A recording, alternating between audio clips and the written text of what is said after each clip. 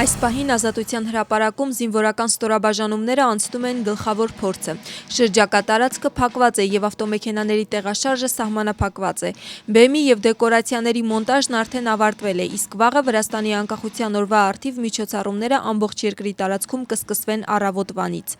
Ազգային զինվորական ծառայության նորակոչիկները զինվորական երթում կտան Ազատության հրապարակում, իսկ մայրաքաղաքից բացի երթման արարողություններ կանցկացվեն երկրի եւս 12 պատմական վայրերում։ Կկազմակերպվեն նաև ռազմական գոտիներ, որտեղ բնակիչները հնարավորություն կունենան դիտելու ռազմական տեխնիկան, սպառազինությունն ու զինվորական հանդերձանքը Թբիլիսիում եւ եւս 20 քաղաքներում։ Ազատության հրապարակում երթման եւ հանդիսավոր միջոցառման ավարտին օդային պաշտպանության եւ ավիացիայի հրամանատարության թռչող սարքերը կթռչեն հրապարակի վրայով։ 1700 տարի է, հավատը մեզ ուժ է տալիս, սերը միավորում։ Այսպիսին է անկախության օրվա այս տարվա կարգախոսը, որը կապված է Վրաստանում քրիստոնեությունը պետական կրոն հռչակելու Հոբելյանի հետ։ Տարբեր միջոցառումներ կանցկացվեն Օրբելյանի հրապարակում եւ հարակից փողոցներում, որտեղ նախատեսված են մանկական եւ սպորտային ակտիվություններ, ինչպես նաեւ ցուցահանդես վաճառքներ։ Օրվա ավարտին կկայանա մայիսի 26-ին նվիրված գալա համերգ։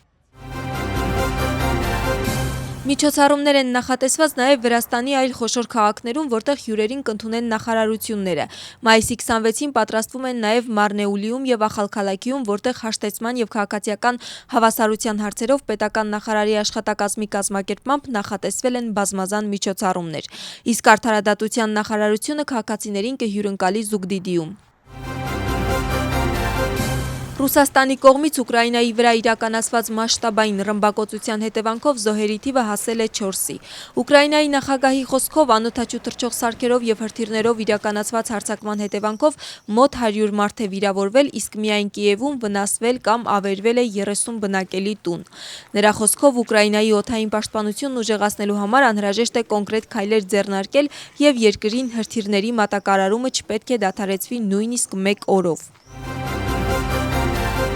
Ընդդիմությունը պատրաստվում է մայիսի 26-ի ցույցին։ Ընդդիմադիր դաշինքում ասում են, որ Թբիլիսիի քաղաքապետարանի մերժումը խորհրդարանի մոտ տեխնիկա տեղադրելու վերաբերյալ որոշ խնդիրներ է ստեղծում, սակայն չի կարող խոչընդոտել իրենց ծրագրերը։ Կոնկրետ մանրամասները հանրությանը կհայտնեն ավելի ուշ։ Նրանց հայտարարությամբ շրջաններից մարդկանց մոբիլիզացիա չեն կազմակերպելու։ Կլինի հավաք համալսարանի մոտ, Երթ-Ռուսթավելի պողոտայում եւ ելույթներ։ Ընդդիմությունը մտադիր է նաեւ դիմել ԱՄՆ-ի պետքարտուղարին, ով այդ ժամանակ գտնվելու է Երևանում։ Բողոքի ցույցին չեն միանում դաշինքից դուրս գտնվող ընդդիմադիր կուսակցությունները, իսկ իշխանական թիմում ասում են, որ դաշինքի կազմակերպած ցույցը դատապարտված է հերթական ձախողման։